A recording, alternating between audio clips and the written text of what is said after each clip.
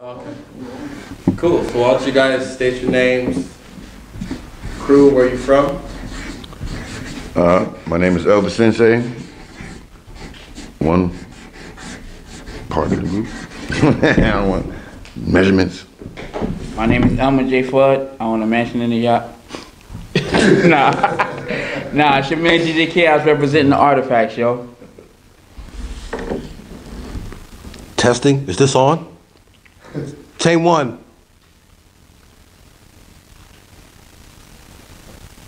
Yeah.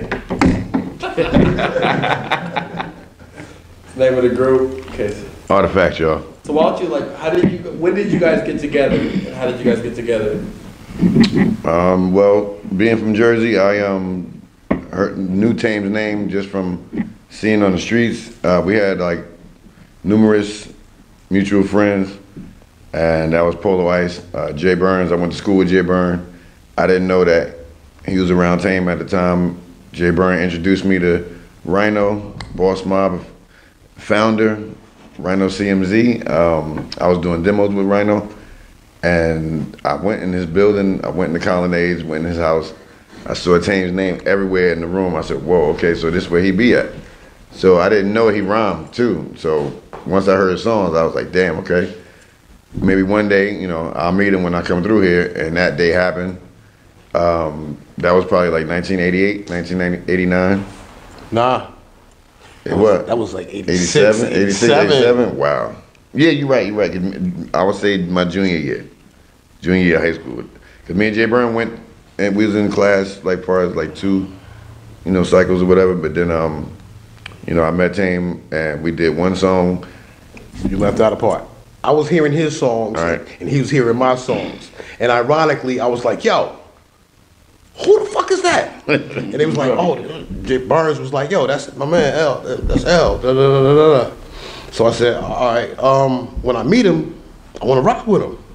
And we did a joint. Break It Down. We did two joints. We did 2 joints. But Break It Down was the first one. And the chemistry worked. And we just kept going. We started doing songs, then we started doing shows. Then it progressed, and we got a deal. We had a lot of motivation of pretty much how we became who we are now today. What was the early motivation for that? Well, for me, I was in school, rhyming. In my junior year, I stepped on stage. Nobody knew I could rhyme. And Jay pushed me to do that. But then after that, it was pretty much just like, in our area, we had like different talent shows. One strong one was Club 88. They had Tough Teen Talent Night. This was like every holiday, Thanksgiving, Easter, whatever, any kind of certain Sunday, they would have shows there. We would go and this is how we got our name. We would go they would have rehearsals for these shows. So everybody would have to try out to get in them. Once me and Tame got together, because I did a few by myself, once me and him got together, 2 rehearsals, my man Tony, rest in peace, my man, he felt like he had a secret weapon with me and Tame because he always talked to me. Once I introduced him to Tame, he's like, okay, I bet, y'all dudes need to fucking be in this. So every tryout, all the dudes we knew that was in the hood, besides Naughty, was going to these shows. And we would show up, and the first thing they would say, damn, that's them dudes right there. And that's how we got the name That's Them. Because we show up, and sometimes we didn't have to do rehearsals after a while, or even tryouts. So I would say that was early motivation, and then I would say we were the last group in our neighborhood to pretty much get a deal, because it was Red, really Lakim Shabazz, so that was just a hero in itself. But then as the time progressed, Naughty was New Style when they came out, and then they changed their name, but it was like Red, Naughty, Lords of the Underground, and all in the hood, everybody knew we was doing something, so they was like, okay, y'all next, what's up? Yeah, we doing demos, we doing shows, but then we went up to Stretch and Barbito, and that was pretty much our introduction to the world of hip hop, New York. Dudes heard us, and they thought we was from New York. All while we was running around New York doing Demerara's, Lyricist Lounge, early shows, everybody thought we was from New York. So that video came out. And and they saw Jersey. Was it New York. Artifacts your first name? Nah, that's them. Oh, that's them. Was it? That's them with the first name. Like I said, we was coming in these tryouts, and after the first couple of tryouts, and it was almost automatic that we was in it, because when we walk in the door, everybody already there, and we walk in, they be like, damn, that's them dudes about to come in. they never knew, we didn't have a name. So once we kept hearing that, and we had a little crew of all our people, so it was like, pretty much in a nutshell, like everybody in the hood had a deal except us. Stretch and Bob solidified that. I think Tank could elaborate on that a little bit more too. We were fans of the Stretch Armstrong and Bobbito radio show. Listened to them every week, religiously, nonstop. And they had a call-in freestyle battle contest. And the first place was you get to come up and spit live. So, I can't even remember the night, but I called up on one and won. So when they invited me up, I brought my crew. I brought MC Ella Sensei with me. And we went up there to the Stretch Armstrong show and lit up the mic for like 25 minutes. Word straight. 30 minutes, just freestyling, just spitting. We was unloading our demos. We was just rhyming, just going in, happy to be there. And the next day, everything changed after that day, because like everybody was listening. Reef Dog, the A&R at Big Beat in Atlantic, called up, wined us, dined us, took us around the city, had us meeting people, taking us to rooftop parties and all the New York functions and parties we couldn't normally get into. We was carte blanche instantly. These are the two Jersey dudes that was on Stretch and Bobbito and lit up the mic that night. And they was like, so shortly after that, they offered us a record deal, and the numbers added up, and the perks seemed to be all right at the time, knowing what we knew at the time. And we signed the deal, and the Artifacts we still weren't the Artifacts. We were still that's them. Until we found out that the industry didn't like that name. No, the label ain't like it. The label ain't like it at all. Like you tell, because like Stretch and Daddy Reef worked at Big Beat at the time, so that was like a whole blessing in disguise. And Bobbito was working at Def Jam, so just so happened Bobbito and Stretch was roommates. So after that night, we used to go to their crib like every day, always in Manhattan, and things just started tying together, and we was like, well, okay, so damn, Stretch and Bob, Reef, so everything just started connecting. And when the label, we went up there, they was like, yo, we don't even want to hear y'all demo. Really? Like, we got joints? You know, nah, we heard y'all rhyme. That was it. That's all they wanted to hear. So they was like, okay, name your group. That's them. That's not gonna work. We was like, wow, okay, so I remember that train ride back home, and we was quiet as hell. We on the PATH train, Tame on the other side, and we just like this, like, damn, what we gonna do? And we was just sitting there, and we almost got the note. We about to pull in Penn Station, and I just looked at him, and I was like, yo, I don't know why the name just came in my head. I was like, yo, Artifacts. He looked at me, we was like, soon we got in this crib, we just pulling out books, pulling out everything, like, all right, just like, we already know what it means, but we just trying to tie it to the hip hop side of it. And it meant everything that had to do with what we were doing at the time.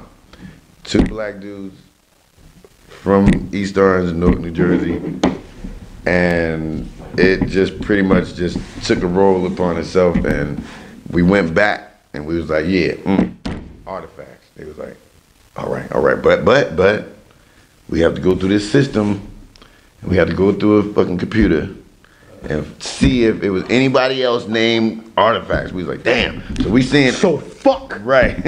Jay Leno. Jay Leno. Fuck you. He has a group, a movie called Artifact. I don't know why, because the name of the group is not even called that. But this documentary he did with his group is called that. But it's weird to see the Joker being tied to our name. He heard it. So he knows something. He knows something. He heard it. But you know. And they were like, okay, so Like your man said, so you're here for, and what does it mean? He was like, all right, it means this. We just put the whole meaning out there for them. And we was like, yo, we still do graffiti. We on some B-boy shit. We do everything. We feel like we represent every part of the culture. We both DJ, along with Chaos with us. You know, feel like we represent all the elements, covered all the bases. And they was like, okay, bet, that'll work. But when we went through the system, it was like a lot of companies like that was, you know, that had to do with like artwork, stuff like that, but it was not one musical group called that. But then it was like, we didn't want to be called the Artifacts, but it was like how, and we always say like Batman, like the Batman. But it's not the art, it's just Artifacts, period. Boom, boom, boom, one word, and it just represents all that. Yeah. So it is just Artifacts. I think probably had some. It still works. Like, nah, it's the Artifacts. No, because Nah, Artifacts. Like, nah, they say it's the Artifacts. Yeah. It's like, no, it's a pause. It's the Artifacts. And we like shit like. So it is officially. It's been. You can't even say it without saying "be" in front of it. No, it's always been Artifacts. It's always been that. Even when when we do interviews, it's a different context. When we're rhyming and we go, it's the Artifact. It's a different context. We're not saying it like we're representing the name. We're just saying the Artifacts, like the artifacts in general for this hip hop culture. We're not even and we're not even conscious of it. So I'm not even gonna claim that. Rhyme wise, we're not thinking like that. It's just going the Artifacts because.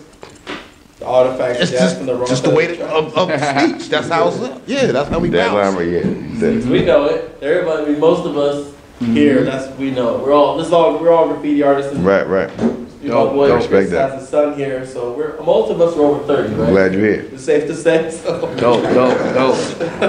You know, you got a different audience than you normally have at an in-store or an interview right here. So let's talk about the graffiti stuff, and I'm gonna let my boy Kufu ask the graffiti questions. What was the response of the industry in terms of y'all being writers? Like, when y'all got on, like, them kind of content in your music, did they have any issue with that, or they Like I believe El said earlier, they thought we were from New York.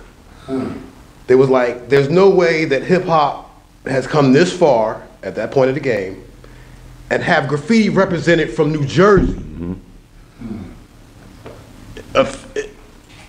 In front of New York. Jersey put the spotlight on the graffiti aspect of hip hop and incorporate it with rap. So, and then with the Low Styles, they was like, wait a minute, Naughty Head. They like Brooklyn. They Low know we from Styles. Brooklyn, yo. They straight up. Army Coats. Yo, they from New York. Yo, them New York cats. And then they found out we was from New Jersey, so they didn't know how to take us. They was like, we didn't even know Jersey got down like that. And I'll tell you, and just to add on that, KRS-One reviewed our record on Hot 97. They used to have little things where, like, before the songs come back on, he did a review of this record and was like, said the same exact thing Tame said. He broke the record down, period, totally. But then when he got to the end, he was like, it's weird that it took some dudes, this is exact words. It's crazy that it took some dudes from New Jersey to do a song about graffiti that started in the Bronx.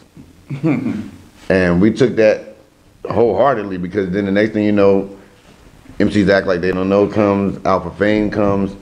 We don't know dude at all. We met him a few times through the music, and just being a listener, but just hearing that was big, because I think, I don't want to say claim so much, but when we came, there was really no talk of elements in hip hop at the time.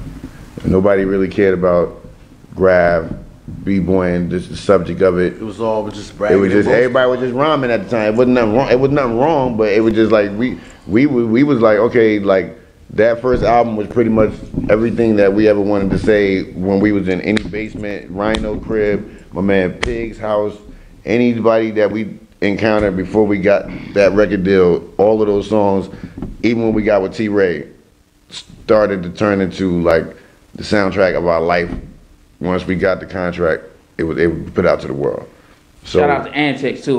These guys in the Antics basement, you know. And for real, like y'all gotta understand. Captain Don't Queens. cry, dry your eyes. Yo, Vanessa, yo. We dealt with a lot of dudes before, like my man was from Groove Theory. Bryce Yeah, Bryce, yeah, you know, Bryce, Wilson, yeah. we was working with him. We was doing stuff back in our hood we didn't know we was doing, and a testament of hard work. We still here today, able to still, you know, contribute to music, and still, you know, give cats that feeling we gave back then with the Elements.